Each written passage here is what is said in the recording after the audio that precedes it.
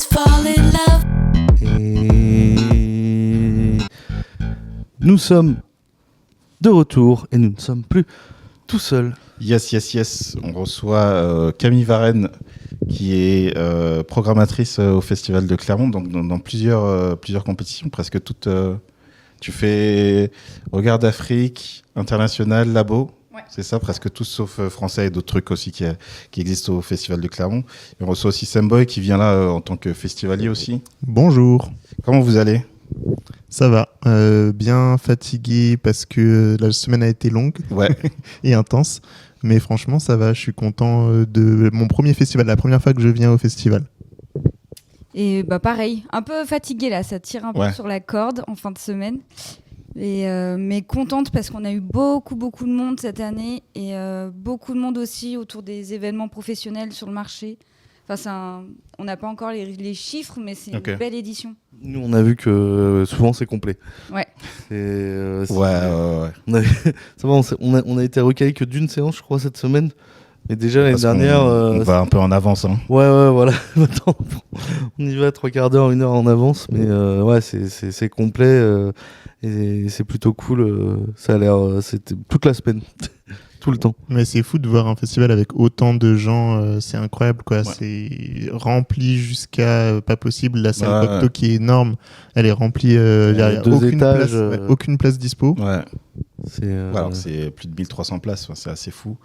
Et du coup, en tant que programmatrice, est-ce que vous avez déjà des retours sur les séances, sur les films que vous avez choisis Moi, je sais que nous, alors on a trouvé et on a aussi eu des discussions avec des gens qui trouvaient que c'était de bien meilleure qualité que les années précédentes, y compris des réals qu'on a reçus qui se sont dit je suis venu il y a 5 ans et je trouvais que c'était de bien meilleure qualité les films qui ont été choisis.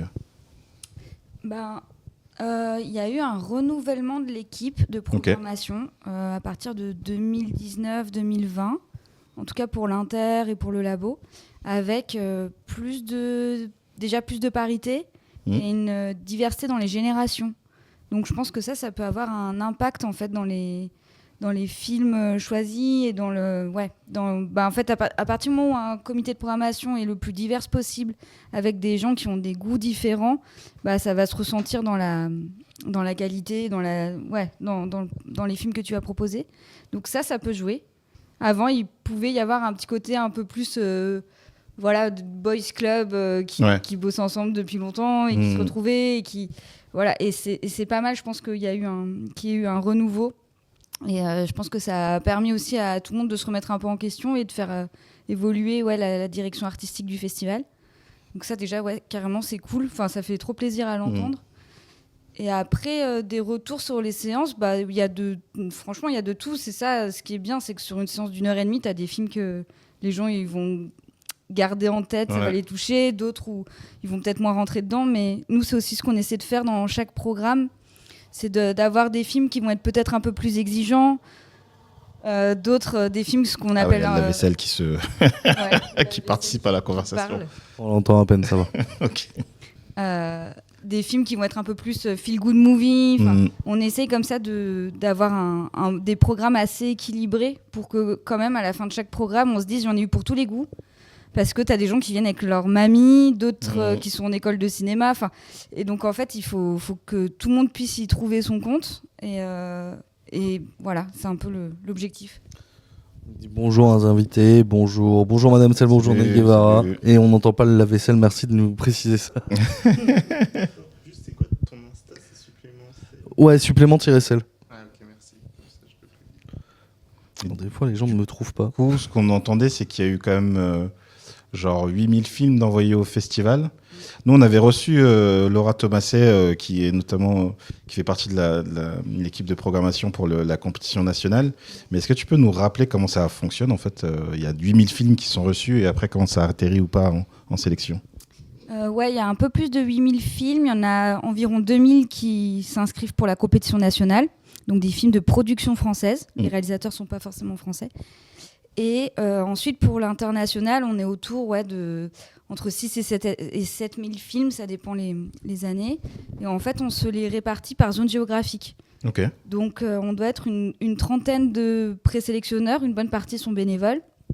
Et on se les répartit. Donc, moi, par exemple, je me je fais la présélection pour les États-Unis, l'Angleterre, la Belgique, les pays baltes, la Pologne, Hongrie, Tchéquie, Slovaquie et tout le continent africain, le Golfe arabique et l'Asie centrale. Il y a vraiment 90% du monde là. Mais... En fait, voilà, oui, ce serait plus facile de dire je ne fais pas l'Asie, je ne fais pas l'Europe du Sud et l'Amérique du Sud. Ouais, ok. Et donc, on est plusieurs comme ça, on se les répartit. Par exemple, la Belgique, on reçoit 300 films. On est 3 à les présélectionner. On en regarde 100 chacun. Moi, dans les 100 que je regarde, je fais déjà un petit best-of que j'envoie à mes camarades. Je regarde aussi leur best-of à eux. Ensuite, on se réunit ensemble et on fait vraiment le best-of, le haut du panier des films belges. Donc, sur 300 films, ça va être 8 qu'on va shortlister et envoyer au comité final. Et ensuite, au comité final, on était 7 cette année. Et donc, on a tous fait les présélections en amont de certaines zones. Donc, chaque zone qui a été vue, présélectionnée, va être représentée par quelqu'un au comité final qui a vraiment eu une vision d'ensemble de cette zone géographique. Ce qui permet aussi d'expliquer le choix des films et pourquoi ils ont été présélectionnés. Et donc, on se réunit, on passe 3 jours ensemble et on passe d'une shortlist de 250 films, donc du meilleur de chaque pays, à la 60aine de films qui est en compétition. Et ça, c'est des discussions pendant 2 jours où on parle vraiment de chaque film. Ok. Jusqu'à quand on peut proposer un film exactement ? C'est jusqu'au 3 ou 4 octobre. D'accord, parce qu'on a vu des films qui sont datés 2025. Ouais. Et notamment Et si les bombes tombaient ce soir. Ouais, celui-là, c'est incroyable. Un film qu'on a, un très beau film libanais qu'on a reçu. Il était encore en cours de montage. Et on l'a regardé vraiment au moment des délibérations. Le montage était fini, mais il n'y avait pas encore le montage son ni l'étalonnage. Ok. Ouais, donc celui-là, il était vraiment... il date de 2025 parce qu'ils l'ont fini. C'est sa première mondiale à Clermont et ils l'ont fini juste avant le festival. Ah, parce que c'est sur l'actualité qui était très récente. Ouais. Mais j'étais curieux justement. Donc il y a quand même quelques micro-exceptions qui peuvent arriver. Il l'avait quand même envoyé du coup en cours de montage en respectant la deadline. Mais après, comme cette année, on avait une rétrospective autour du Liban. On avait un regard particulièrement attentif au film libanais. Et celui-là, avec à quel point il résonnait avec l'actualité. Ça valait la peine de leur laisser le temps d'ajuster la post-production. Ouais. D'accord. C'est des réalisateurs qu'on connaissait, qui étaient déjà passés par le festival. Il y avait déjà un lien en fait. D'accord, il y avait déjà. C'était pas son premier festival non plus. C'était pas la première fois. Il était déjà connu. Et... D'accord, ok. Parce que ça aussi, c'est un des films qui m'a beaucoup marqué.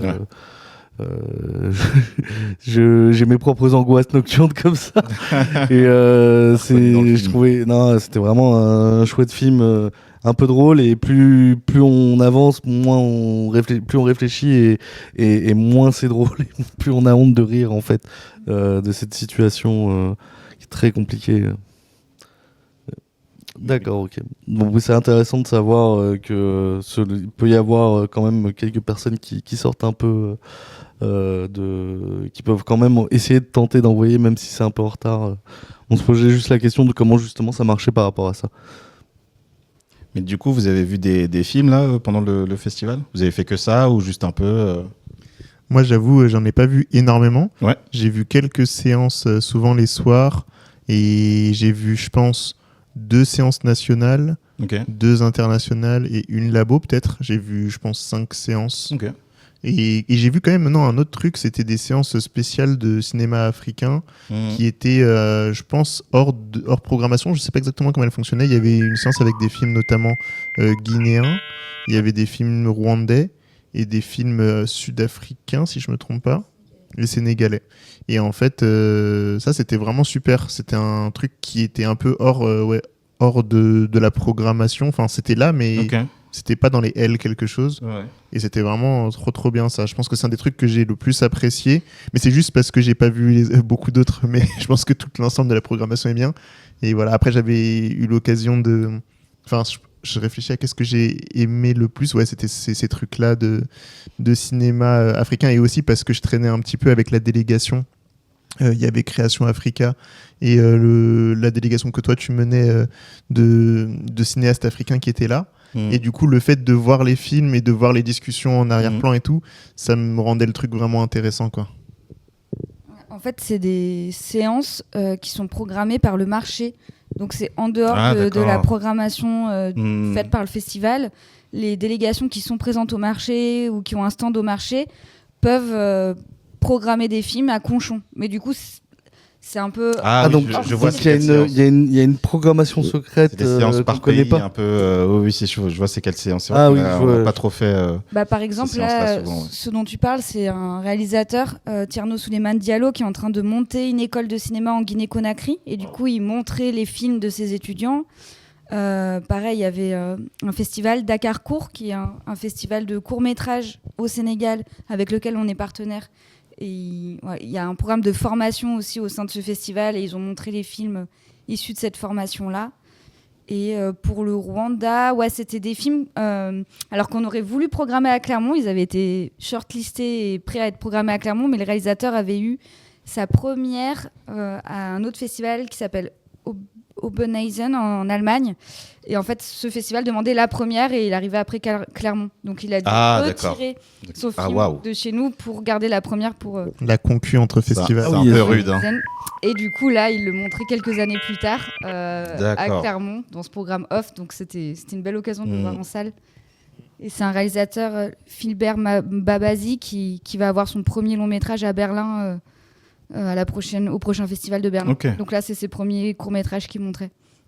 Avec un collectif, en fait, il y a tout un groupe de jeunes cinéastes rwandais qui font vraiment un cinéma très intéressant, avec une recherche esthétique très singulière et très délicat. Enfin, c'est tout un collectif où ils se produisent leurs films, ils jouent dans leurs films, ils filment pour les uns les autres. Okay. Et là, ils sont en train d'émerger. Donc là, c'est le premier long métrage qui va exister là, de ce groupe de Rwandais. Et ils ont un festival aussi qu'ils ont monté à Kigali.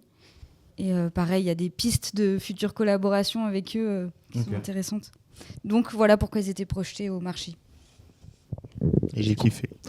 Il faudra qu'on se renseigne. C'est quoi le nom du collectif Ils n'ont pas vraiment un nom, mais c'est vraiment juste un groupe. Ouais, voilà. Y a... collectif non officiel. C'est ça. D'accord. C'est une bande de copains qui travaillent ensemble.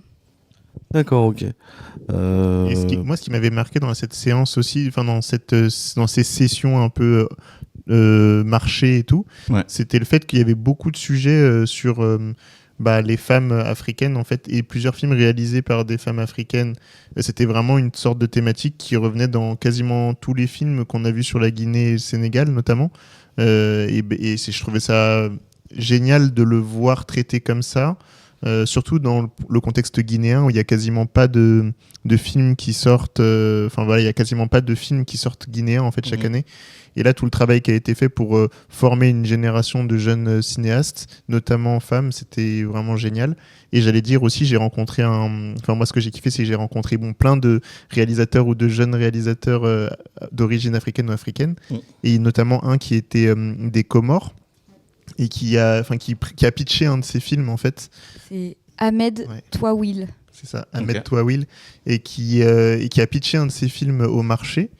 Et en fait, dans son film, il va parler d'une histoire d'amour entre deux personnes comoriennes pendant le moment où il y a la succession de coups d'État qui ont eu lieu aux Comores. Et ensuite, donc leur amour ne se passe pas finalement quand ils sont jeunes, mais ils se retrouvent des années plus tard avec un qui a migré à Marseille. Et je trouve ça génial la manière dont il abordait la question de l'histoire des Comores, tout en trame de fond d'une histoire d'amour, et que ça parle aussi de cette circulation entre les territoires. Et bref, j'ai eu une grosse discussion avec lui qui était vraiment chouette. Justement, je me demandais, alors toi Camille, t'es aussi, tu fais aussi la programmation sur Regard d'Afrique, et alors j'imagine que ça fait plusieurs années, donc en tout cas depuis qu'on vient, ça existe cette sélection-là. Et on vient depuis 6 ans pour information, on l'a pas dit tout à l'heure. Mais... Et en fait, le truc, c'est que cette année, alors en dehors de Regard d'Afrique, on a pas mal de cours qui ont un propos très politique. On se disait, c'est aussi peut-être l'état du monde qui fait que. Et je me demandais dans quelle mesure ça peut rentrer en ligne de compte dans la sélection, par exemple sur le fait qu'il y a une thématique là, Liban, mais aussi, je sais pas, par exemple l'année dernière on a un film aussi palestinien qui a gagné un prix, et par exemple sur la question de l'Afrique, alors nous on a vu hier on a vu la séance A1, il y avait un film sur le Kenya, et je me demandais dans quelle mesure il peut y avoir des choses qui viennent par exemple du Congo ou du Soudan, un peu dans quelle mesure ça rentre en ligne de compte? Effectivement, je pense qu'il y a je pense qu'on reçoit de plus en plus de films politisés. Et de toute façon, on le voit, quand il y a eu la guerre en Ukraine, assez rapidement, on a reçu des films qui s'emparent de ce sujet-là. Là, pareil avec la guerre qui est entre la Palestine et Israël. Tout ça, ça arrive très vite en fait dans les films qu'on reçoit. Et du coup, pour le continent africain, on a quelques films soudanais. Il y en a d'ailleurs un dans le programme. Je ne sais plus si c'est le A1 ou le A2. C'est le A1, il me semble. Ouais, avec un film expérimental soudanais. Il y a un film éthiopien aussi. Ouais. Il y a quelques années, il y a eu un film soudanais qui a eu le prix, le Grand Prix, un film sur la peine de mort. Okay. J'oublie son titre, peu importe. Okay. Là, sur le Congo cette année, c'était trop frais. On n'a pas eu de film qui parlait de ça directement. Mais oui, ce que tu dis au Kenya, par exemple, c'est un réalisateur kényan qui a filmé les manifestations. Et ça, c'est un film qui n'avait même pas été inscrit chez nous. C'est Claire Diao, qui est une des programmatrices aussi pour la section Regard d'Afrique, qui est aussi distributrice de films. Elle a sa société Sudu Connexion, qui distribue des courts-métrages africains. Et elle avait été invitée à un festival au Kenya, et elle l'avait rencontré là-bas, le réalisateur. Et elle avait vu ce film, mais qui à la base était que destiné pour les réseaux sociaux. Lui, il n'est pas du tout dans le circuit du cinéma. Il a fait des films pour YouTube. Ça avait beaucoup tourné là-bas. Et c'était pour un concours, en fait. Elle y était pour un concours de films YouTube, films faits avec les téléphones. Ouais. Et elle l'a vu et elle lui a dit, mais il faut absolument que tu postules à Clermont. C'est vraiment elle qui nous a ramené ce film. D'où l'intérêt aussi de se déplacer sur place. Il y a vraiment c'est hyper important en fait d'aller. On est souvent invité dans d'autres festivals et c'est parfois là que tu vas rencontrer des réalisateurs qui sont en dehors du circuit et des radars des festivals, mais qui ont des petites pépites, quoi. D'accord, en tant que prog, vous vous retrouvez à aller dans d'autres festivals pour dénicher des perles. C'est trop intéressant. Je pensais que c'était assez passif en fait comme rôle de rester. Au final, vous recevez des films toute l'année et puis vous les regardez, vous en discutez, vous faites des rues, ce genre de choses. Je pensais pas qu'il y avait. C'est un peu c'est un peu comme c'est de la recherche de talent, du dénichage. C'est ultra intéressant et en plus si c'est pour au-delà de rester en plus dans le contexte francophone et d'aller dans d'autres pays, c'est assez impressionnant en fait. Il y a un vrai vous donnez encore plus de votre personne que ce que j'aurais pu penser et je pense qu'il y a beaucoup de gens qui vont même pas jusque là dans comment est organisée la programmation. C'est très intéressant. Puis c'est important parce que même quand tu te déplaces dans les pays, tu comprends aussi dans quel est les moyens qu'ils ont pour faire leur contexte.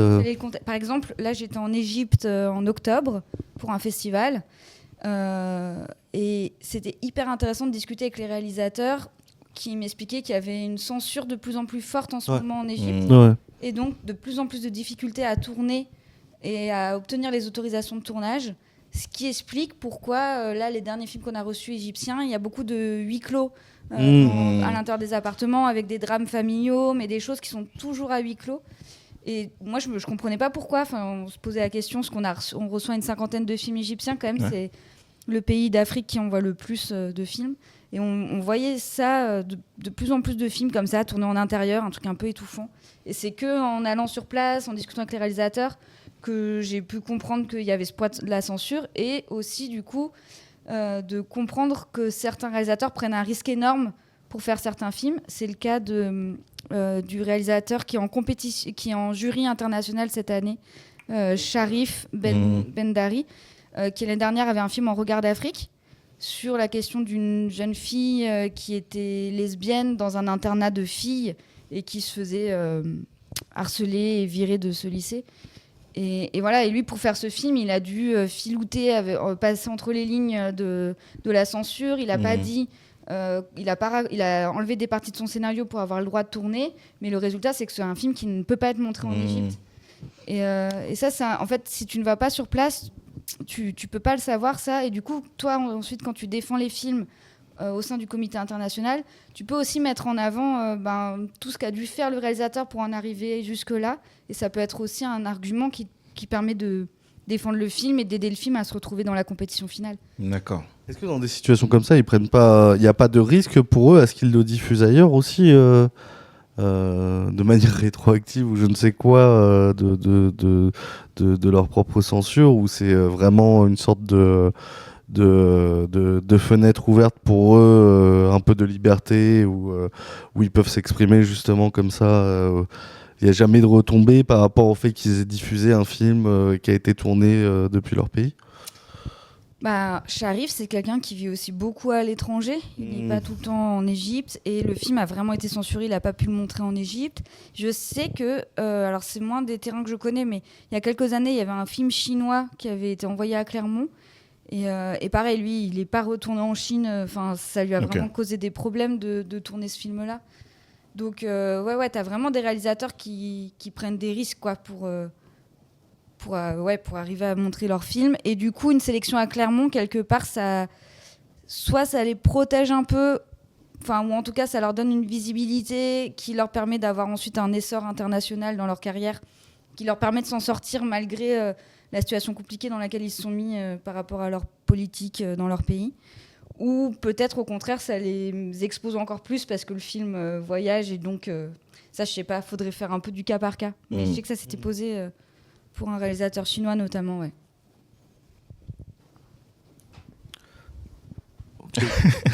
et du coup, toi, parce que Samboy t'a dit que c'était les films du market qui t'avaient pas mal marqué.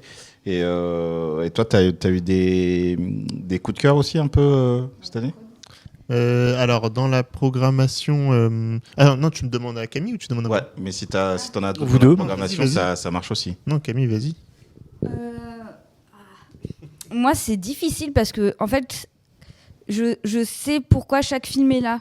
Donc, parce qu'on en a beaucoup parlé, etc. Donc, c'est hyper difficile d'avoir un coup de cœur particulier. Ils méritent tous un peu pour toi.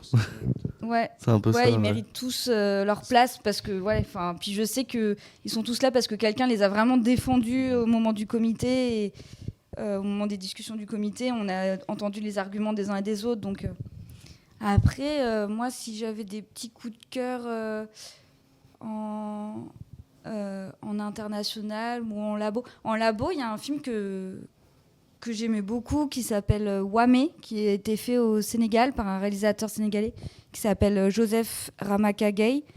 Et c'est un film qui se passe dans la cale d'un navire. C'est comme un opéra filmé. Ok. Et tout est tourné en noir et blanc. L'image est sublime.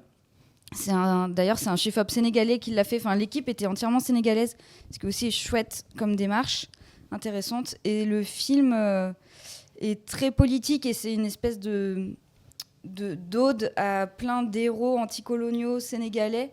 Et ça fait un lien avec les personnes qui perdent la vie actuellement en essayant de quitter le Sénégal par la mer. Et c'est une belle référence aussi à un cinéaste mauritanien qui s'appelle Medoundo et qui avait fait un film comme ça dans une cale de navire. Et il y a toute cette métaphore de la cale quoi, comme matrice du monde contemporain.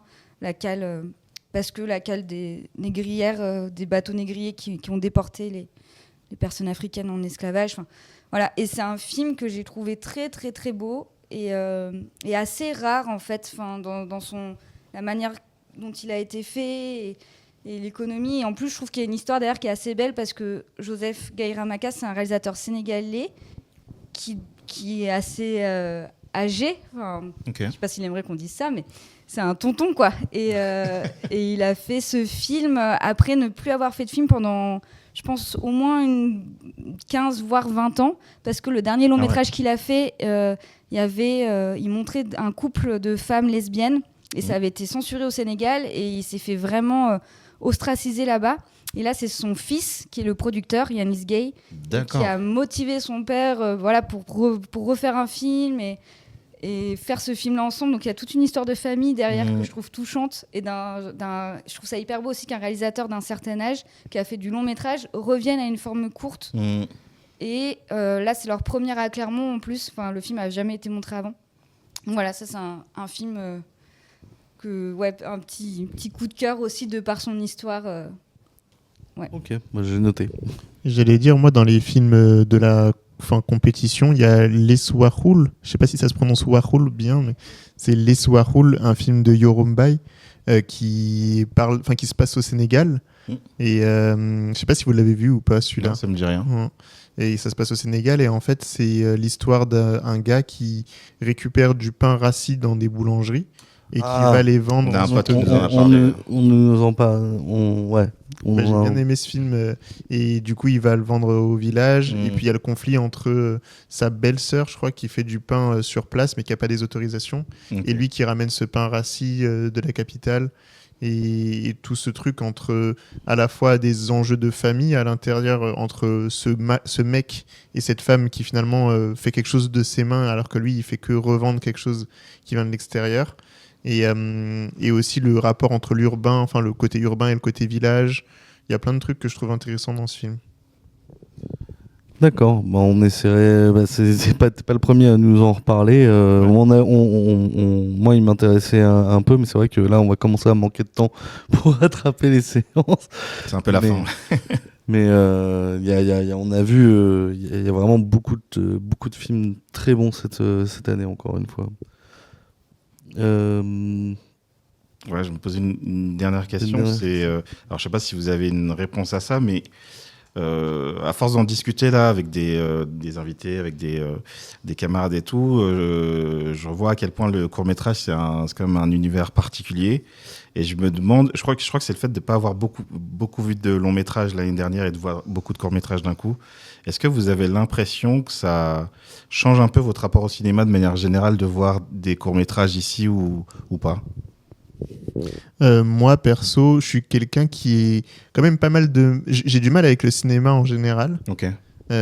Surtout les longs métrages en général, c'est compliqué pour moi de me mettre dans un long métrage. Je suis plus quelqu'un qui regarde des trucs sur un ordi. Ouais. J'aime bien faire pause et tout, donc même la salle de cinéma et tout, c'est pas trop mon truc. Du coup, si tu peux mettre pause. C'est aussi je peux mettre pause dans la salle de cinéma.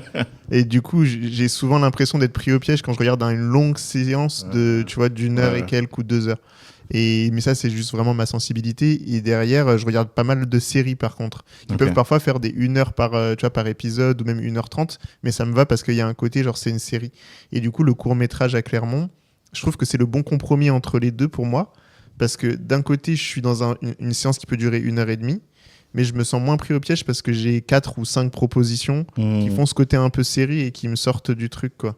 Ah, et puis si tu veux partir à la moitié de la séance, tu peux toujours partir de la moitié de la séance. Il n'y a pas la lumière qui se rallume, tu vois. C'est ça. Il y en a beaucoup, ils font ça. Nous, je sais qu'il y a des années, on faisait on va regarder ce cours, puis ensuite il y a une autre séance dans 10 minutes, faut aller voir là-bas, surtout sur les derniers jours. Ouais. Mais d'accord, je vois tout à fait. Et toi ?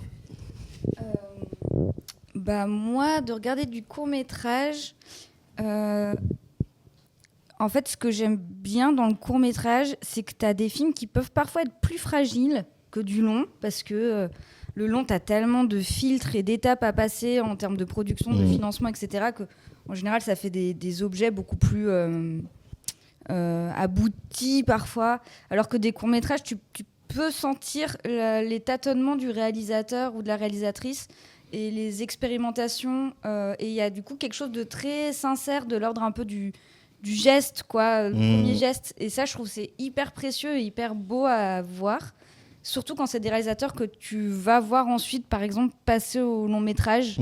Et du coup, tu vois qu'est-ce qui était déjà en gestation dans les premiers courts métrages et que ça s'affirme dans les longs métrages.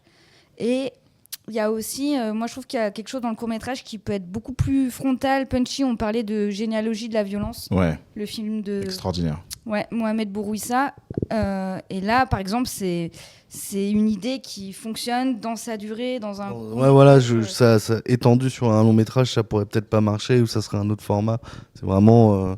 le format, il force à soit expérimenter, soit essayer de réduire, soit à faire des coupes, soit à essayer de ruser pour essayer d'expliquer autre chose que par le dialogue ou l'exposition. Et non, ouais, il y a beaucoup on voit de toute façon, il y a beaucoup d'expérimentation dans même en dehors du labo, que ça soit même dans l'animation aussi, où il y a beaucoup de techniques différentes qui sont utilisées. C'est un format qui est vraiment très chouette, mais c'est vrai qu'il y a beaucoup de cours. Je les vois pas faire du long. Je sais pas si vous avez regardé la séance What the Fuck. Non, on y est allé. Par exemple, je vois pas beaucoup de choses qui pourraient être du long dans cette séance. Et notamment, il y en a un qui s'appelle Sweet Juice, où c'est une sorte de snatch movie où au lieu de dealer de la drogue, c'est un couple qui deal des raviolis. Et des raviolis qui sont faits avec du bœuf de Kobe dans du lait d'yak de l'Himalaya. C'est complètement barré. Et il y avait le producteur, il nous a dit oui, le réalisateur il est pas là parce qu'il est en train de faire un long. Et je suis en mode, mais je ne vois pas comment tu peux faire un long avec cette esthétique, ce truc qui est très dynamique, qui marche sur 15-20 minutes. On sent il y a un univers, mais c'est en mode comment tu exploites ça, comment tu étends ça. On a vu Little Jaffna aussi qui était hier. On a vu résultat, on a vu le court en début de semaine et le long là hier. On voit c'est marrant parce que on voit des restes du court. Mais il y a quelque chose qui a complètement changé. On suivait deux personnalités très différentes dans le quartier tamoul, et une de ces personnalités est devenue flic maintenant dans le long métrage. Il y avait pas du tout cette notion de personne de tamoul qui est née en France, qui fait partie de la diaspora, mais qui a été élevée comme une personne blanche. Il y avait pas ce truc dedans, et il est parti complètement sur autre chose. Et le deuxième protagoniste de ce court-métrage est devenu un personnage de fond, de décor, pour expliquer encore autre chose sur comment une autre personne vit le conflit. C'est marrant de voir comment c'est transformé à chaque fois, mais c'est vrai que le court-métrage reste, pour moi en tout cas, un média, un format de métrage propre à lui-même, que tu vas pas voir et envisager comme d'autres. Je trouve que ce que tu dis justement sur le fait de voir certaines erreurs ou voir des personnes qui se jettent, je trouve ça intéressant, mais en même temps faut pas y comprendre que c'est on donne l'impression que c'est comme si c'était un brouillon pour aller vers du long métrage, alors qu'il y a vraiment des réalisateurs, ils ne font que ça en fait, ils font que du court métrage, et ils restent bloqués sur du court métrage, et ils font sûrement que du court métrage. Il y a par exemple Baloji qui a un film aussi en labo, il vient de faire son long métrage, il a quand même eu besoin de faire ce court métrage parce qu'il peut pas rester inactif pendant 4 ans pour avoir les financements pour faire son prochain long, et en attendant il fait d'autres courts qui sont très différents, et je pense aussi une des choses qui me plaît dans le court, c'est que je trouve que dans les castings des personnes, acteurs, actrices, tu as beaucoup plus de diversité que dans le long métrage, parce qu'on t'impose pas de tourner avec tel guest star, telle étoile montante, voilà. Lui il est connu, lui ça marche bien en ce moment. Et beaucoup d'histoires aussi où pareil on va te dire non mais ça en long métrage il n'y aura personne qui va regarder, par exemple de personnes queer ou de personnes racisées, ou la femme de 60 ans célibataire chez elle. Il y a énormément de courts-métrages sur des personnages comme ça qui n'existent pas dans le long-métrage, parce qu'on va te dire que c'est pas... Il n'y a pas catchy. Il n'y a pas d'audience. Ça vend pas. Ouais. Et ça me fait trop du bien d'avoir un... Et c'est aussi un espace où, par exemple, en France, c'est plus paritaire le court-métrage en termes de femmes derrière la caméra qu'ensuite au long-métrage. Là, on est quasiment à 50-50 sur la compétition nationale. C'est pas du tout le cas ensuite quand tu passes au long métrage. Et ça me plaît aussi de me dire, je regarde des formats où politiquement, je vois un monde qui correspond plus à mes valeurs et à ce que j'ai envie de défendre. Non, c'est vrai, et plus mis sous le même. Par exemple, dans ce festival, dans Clermont. Si t'es dans une sélection, il n'y a pas de. Si t'es premier, deuxième, dernier de la sélection, c'est pas parce que t'es favori. Non, tout le monde est sur le même pied d'égalité. Et c'est juste que des fois, la sélection, comment elle déroule, c'est on va mettre 2-3 trucs un peu déprimants et ensuite on va peut-être finir avec de la comédie. Ouais. Et c'est pas, on préfère mettre ça en avant. Non, il n'y a pas de ça. Et c'est vrai que. On en parlait hier, par exemple, je vais revenir sur Little Jaffna, mais on en parlait hier avec Kevin.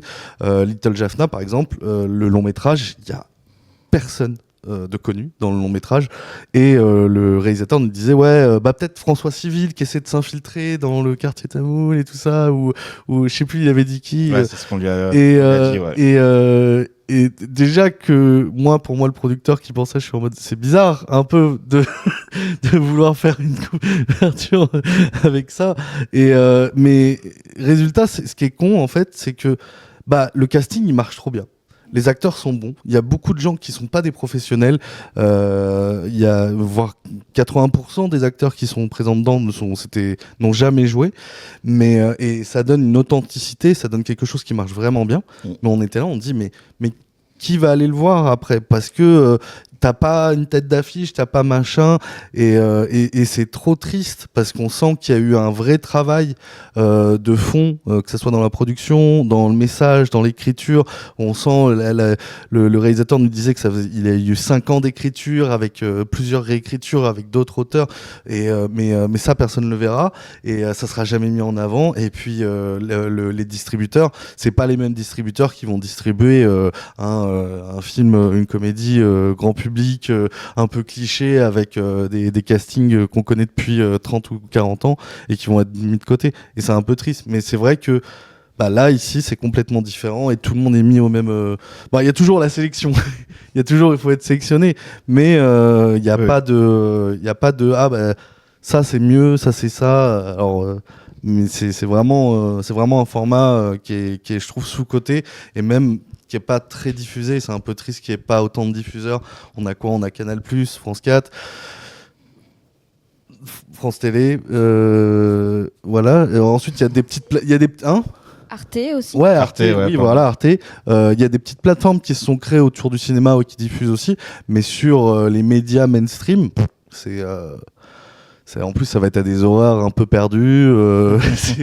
C'est un peu compliqué. C'est bien qu'on ait des festivals, mais il faudrait qu'il y en ait plus et peut-être un vrai truc plus autour du court-métrage. C'est aussi pour ça qu'on fait ces émissions en partie, pour essayer d'en parler, de dire il y a des trucs bien dans le court-métrage, ça prend pas longtemps, essayer de chercher. Mais même en parler, et au final, des fois, les films, ils vont vivre en 2 ou 3 ans. Et le seul moyen de les voir, c'est d'essayer d'avoir un festival près de chez toi. Là, il y a la fête du court qui va arriver d'ailleurs bientôt, qui essaie de faire en sorte que tout le monde puisse faire sa petite programmation et sa petite projection, soit chez soi, soit dans une bibliothèque qui ouvre ça. Mais c'est pas encore, c'est vraiment, ça reste niche, quoi. C'est un peu triste, je trouve. J'allais dire un truc. Hier, tu me disais aussi, Clermont, vous payez pas les réals pour venir. Et alors, comparé à d'autres festivals. Ouais, mais peut-être tu peux redire ça aussi. C'est intéressant, je trouve, dans le positionnement de Clermont.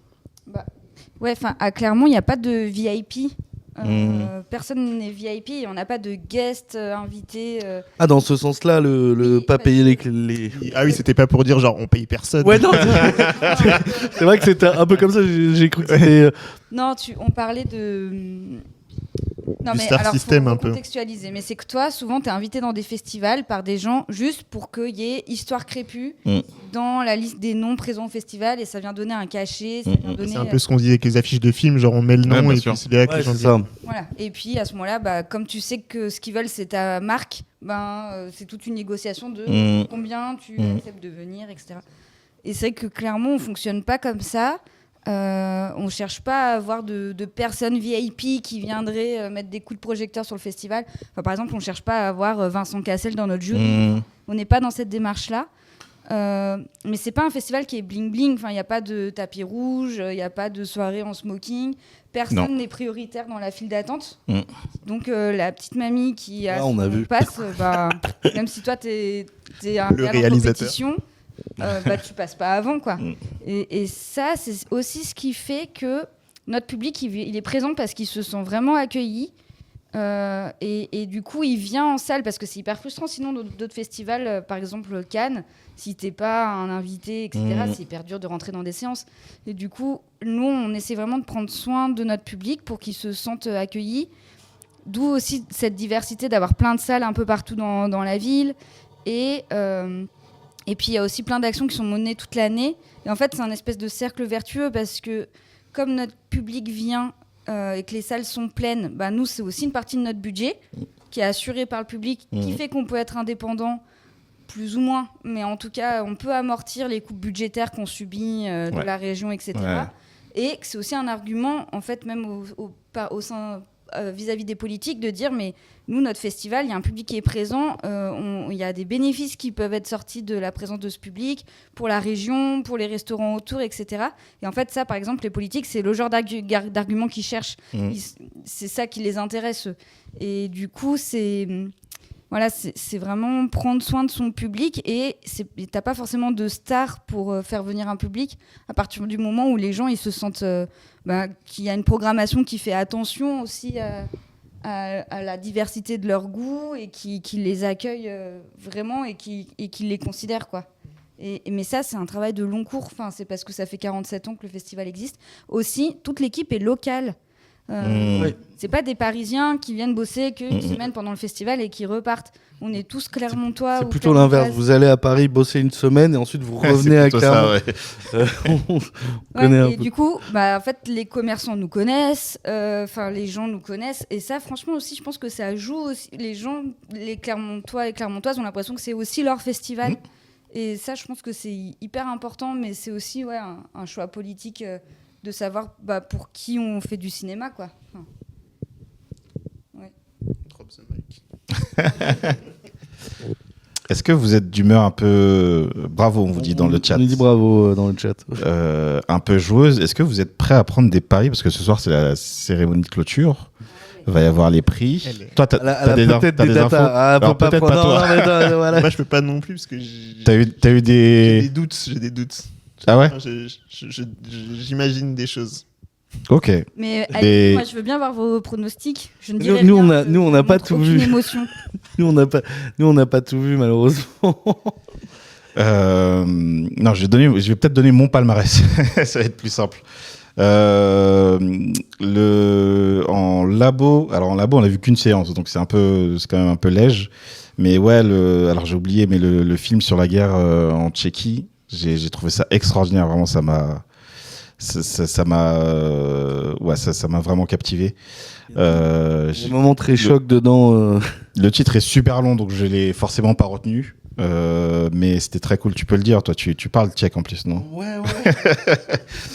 Il y a ça en labo, ouais, on a le truc derrière. Là. En film français, alors on sait qu'il y a, par exemple, Généalogie de la violence qui a eu un prix partenaire. La mort d'un acteur, il me semble, a eu 2 prix déjà. La mort d'un acteur, c'est possible qu'ils reprennent des prix, je pense.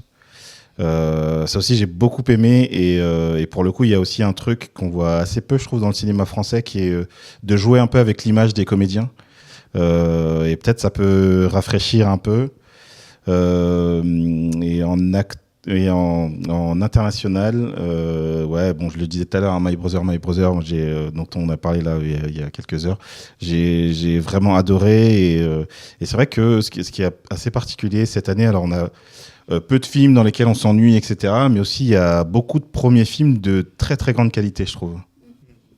Mais en palmarès, j'aurais dit ça personnellement. J'ai pas donné de prix d'interprétation, quoi, parce qu'on a tellement enchaîné que... En plus, il y a beaucoup de synergies d'acteurs qui sont vraiment bien dans ce qu'on a vu cette année.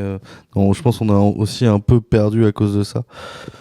Moi, je bloque toujours sur En fait, je bloque sur 2 films, mais parce que ça provoque beaucoup d'émotions chez moi. C'est Généalogie de la violence, parce que j'aime beaucoup.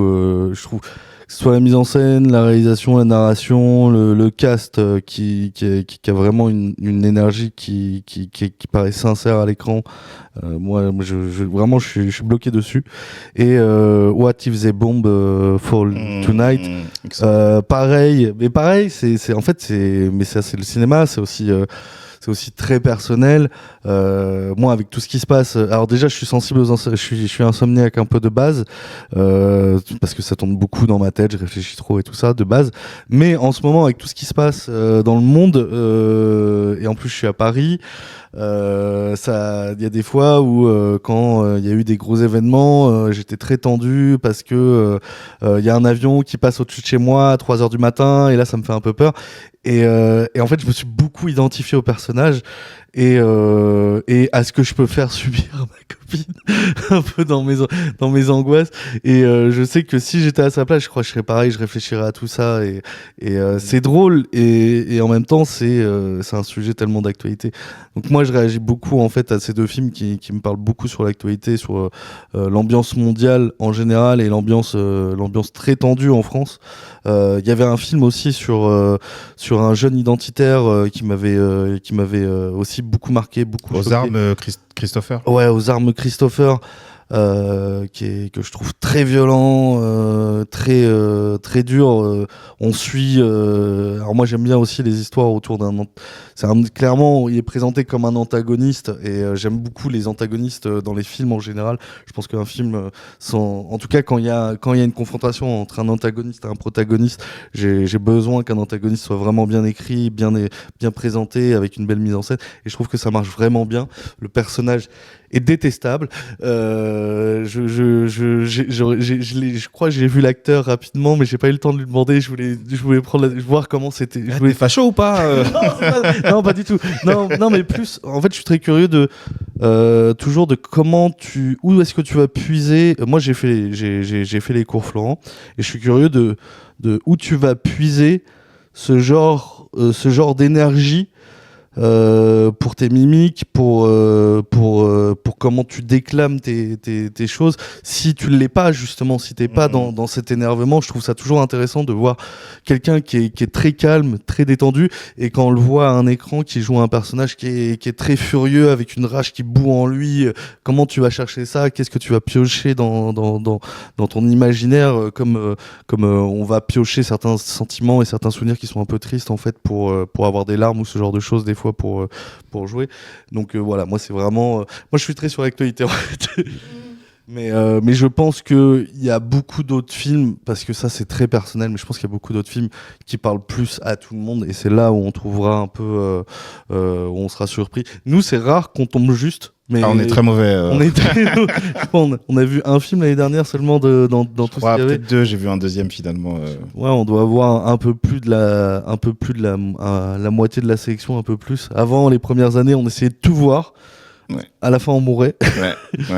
Mais non, cette année, j'ai du mal à voir qu'est-ce qui sort le plus du lot, parce qu'il y a beaucoup de propositions très différentes. Toujours teinté, mais toujours teinté en plus un peu en rapport avec l'actualité, ou des sujets plus ou moins politiques ou politisés. Donc moi j'ai du mal aussi à voir ce qui pourrait gagner cette année. Je donnerais quand même une mention spéciale à La mort d'un héros, qui est une comédie où un gars a promis de se jeter par-dessus le clocher d'une église, et où les gens viennent voir ce spectacle. Et c'est extraordinaire, ce film. J'adore ce genre de proposition. Voilà. Très burlesque, en mode mockumentary, avec des personnages très atypiques, un style un peu... je trouve ça... Je sais pas comment on pourrait le prendre, mais il y a un côté très The Office, en fait, où c'est une escalade de personnes et de dialogues qui n'ont aucun sens autour d'une activité qui n'a pas de sens, et une chute qui n'a pas de sens non plus. Mais pareil, c'est très... c'est qui l'a réalisé, ça, vous savez? C'est Inter. Ouais, c'est un film suédois, il me semble. Ouais. Donc j'ai pas retenu le nom du coup. Mais c'est en Inter, ouais. On voit pas mal d'affiches dans plusieurs endroits du festival. Je crois qu'ils sont pas mal donnés, l'équipe du film. Et c'est une comédie assez chouette, donc ça peut plaire. Mais c'est un humour, du coup. C'est Suède, Karin Frans Korloff. Voilà. Et c'est quand même de l'humour un peu suédois. Donc, je crois qu'il y avait des gens qui n'avaient pas trop kiffé dans la séance qu'on avait faite. Ouais, il y a des gens qui n'ont pas accroché à ce humour-là. Justement, parce qu'ils trouvaient que c'était trop, en fait. J'entendais surtout des retours. C'est marrant, c'est marrant d'entendre les retours. Nous, on dit rien. On parle pas. Et juste, on écoute beaucoup les gens et on est souvent pas d'accord avec les gens. Mais la mort d'un héros, c'est vrai qu'il y avait des gens qui étaient en mode non, c'est trop, ça n'a aucun sens. Et nous, on est en mode. C'est vrai que nous, on est en mode bah oui, c'est ça qui est bien. C'est pour ça que c'est génial. Ça n'a aucun sens. Tu vois, typiquement, celui-là, c'est un que j'avais vu où moi, j'étais un peu passée à côté. Et c'est vraiment d'autres collègues qui l'avaient défendu et tout. Et enfin, tu vois, même dans un comité de coprogrammation, d'où l'intérêt d'être plusieurs et aussi. Des gens de l'équipe qui sont vraiment qui font les films nordiques depuis plusieurs années, donc qui sont aussi sensibles à ce genre d'humour et qui vont capter direct la singularité de celui-là. Donc, moi, tu vois, il m'avait pas marqué, mais je suis contente qu'il soit là. Du coup, encore plus avec ce que vous en dites, carrément. C'était un peu rafraîchissant en fait parce que vraiment il y a beaucoup de sujets un peu lourds, enfin pas dans le sens négatif mais il y a des sujets assez sombres. Mais on rigole souvent dans le comité parce qu'on est en mode ça c'est un feel good alors qu'en fait il s'agit d'un mec qui se jette d'un clocher, tu vois. Mais c'est pour dire l'humour. Quand tu fais la programmation de l'Inter, il est râlé pas crête quoi. Tu te contentes vraiment de peu parce que c'est tellement lourd. Mais en plus je trouve il y a rien de sombre, c'est vraiment tout est drôle je trouve dedans. Il y a même un propos et ça finit avec un propos anticapitaliste venu de nulle part. C'est n'importe quoi. Mais ça, c'est le genre d'humour qu'on aime beaucoup avec Kevin, justement. Il y a un truc, je ne sais pas si vous avez perçu ça, parce que je parlais là du côté politique de beaucoup de films, et je trouvais qu'il y a plusieurs films qu'on a vus qui intégrer le côté réseaux sociaux, un peu beaucoup de TikTok ou ce type de contenu. J'ai l'impression que ça apparaissait plus dans les films là qu'on a vus, en tout cas. Moi, j'ai pas assez vu de films pour me prononcer. Il y a un film en labo à la recherche du père, qui est un film entièrement tourné, c'est un desktop movie, donc entièrement tourné via les recherches internet. Ah, on l'a vu, Oui, tout à fait. On l'a vu. Ouais, et là, c'est vraiment son espace de tournage, c'est son ordinateur. C'est ça. Le personnage, c'est ChatGPT. Ouais, tout à fait. Je trouvais ça assez intéressant, mais j'avoue, en fait, moi, personnellement, quand il a utilisé ChatGPT, je suis un peu sorti du truc. En fait, je trouve ça intéressant pour des personnes qui ne connaissent pas, mais comme c'est des choses que... Pour le fun, moi j'ai déjà fait d'avoir des conversations comme ça avec ChatGPT pour tester un peu les limites de cette chose. J'apprends rien, alors que c'est un peu informatique, j'apprends rien qui m'étonne. Alors que j'aimais beaucoup le début avec YouTube. Mais c'est vrai que c'est encore un format très différent de ce qu'on peut voir et qu'on voit en labo. Il y avait aussi eu celui avec... ça me fait penser aussi beaucoup à ce doc sur les youtubeuses ménages qu'il y avait eu... Clean With Me, After Dark, un truc comme ça. J'ai oublié le titre. On l'avait j'aime beaucoup des propositions comme ça qui tournent autour juste de l'ordinateur. On parlait de celui de Gala. Le post-séminaire. Gala aussi. Gala Hernandez, on l'avait reçu. C'était... c'est un film desktop movie, mais qui est génial. Extraordinaire. Sur les incels et tout, et la manière dont elle l'a écrit, dont elle a mélangé entre le côté poétique et le côté desktop movie vraiment... Côté revenir sur... moi, j'avais pas mal discuté avec elle avant, sur la préparation et tout. Et je suis super content de voir comment elle a réussi à traiter le sujet à la fin et de sortir ça et l'impact que ça a eu. C'était brillant, quoi. Et typiquement, ça, c'est des formes qui existent en court-métrage que tu vas difficilement retrouver en long-métrage. Enfin, j'ai pas encore connaissance d'un film desktop movie, long-métrage. Encore court-métrage, il faisait quand même un petit 40 minutes, je crois, si je me souviens. C'était un long court-métrage. Alors, c'était long, mais moi, vraiment, je l'ai adoré. C'était trop bien. C'était trop bien. Il fallait cette durée, non, il y avait au moins ça. Et la vidéo est dispo encore sur YouTube. Ah, vous l'avez interviewé, du coup on l'avait interviewé. C'était la première année où on a fait l'émission, on a eu la chance de la voir. On a eu un gros échange autour de des crypto-bros, d'Internet. C'était très cool. Et c'était un de nos préférés de cette année. Extraordinaire. Nous, on est. Voilà, vous aviez vu juste parce qu'il a vu. Voilà, on avait vu juste, c'est parce que voilà, et on avait eu qui d'autre aussi. Il y avait eu. Sur cette année-là. Ouais, on avait eu. Allez, non, commence à m'échapper. On a eu Garanski, mais Martin Jova. Ah ouais, bah, on a vu. Elle était, tu sais, celle qui joue dans. Elle joue dans. Enfin, Garance, Amour solitaire. Ouais. Dans la série Arte, une série. Ah, je connais pas cette série. Elle est vraiment cool, ouais. On a eu qui? On a eu. C'est le premier que j'arrive pas à me souvenir. Connu de Yann Gonzalez. Yann Gonzalez, ouais, qu'on avait eu. Et c'était vraiment très cool d'avoir tous ces échanges. Mais c'est aussi ça qui est bien. C'est aussi ça qui est bien avec le festival. Hein, c'est l'accessibilité des réalisateurs. Suffit que tu ailles à l'univers et tu peux trouver le casting des réalisateurs. Tu peux aller remercier ou poser des questions et tout le monde est très ouvert et très gentil. En tout cas, ou sinon faut peut-être parler un peu anglais, mais c'est ça aussi, c'est l'accessibilité de l'art pour tout le monde et des équipes. Je me dis, l'année prochaine, il faudrait qu'on fasse un featuring avec Histoire Crépue au moins une fois dans la semaine, quoi, un truc de ouf, de ouf. On organise une vraie table ronde, tu sais, ou un vrai truc avec plusieurs réals et ouais, tout. carrément de ouf. Ah ouais, de fou, moi ça nous dit bien. C'est parti.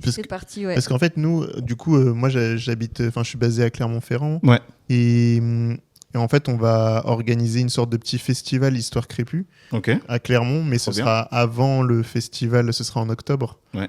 Et avant ça, on va faire une projection déjà dès jeudi prochain. On fait une projection au lieu-dit.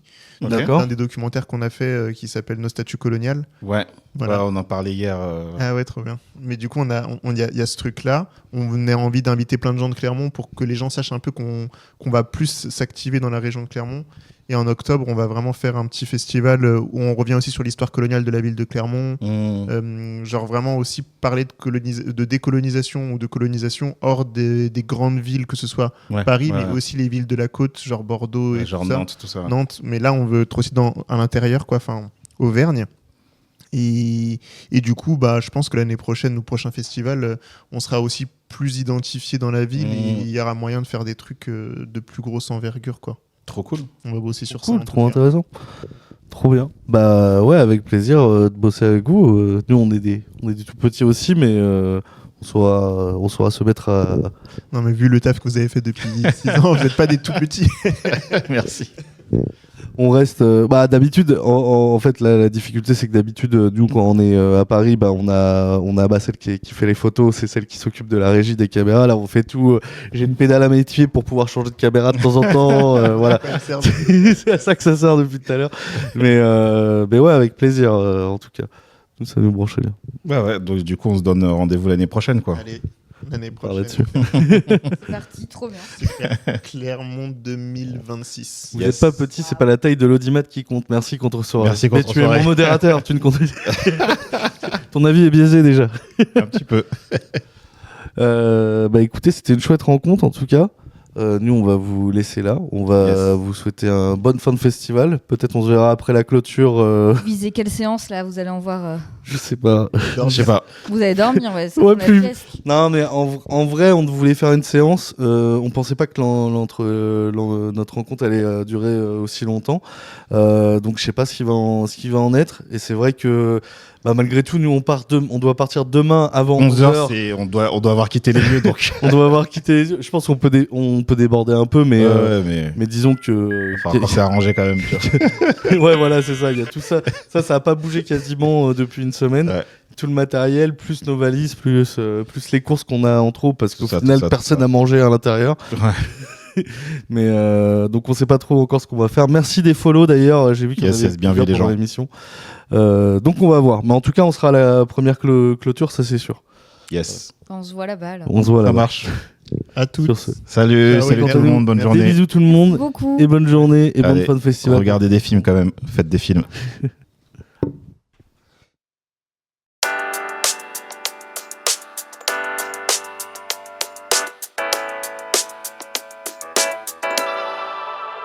How do I deal with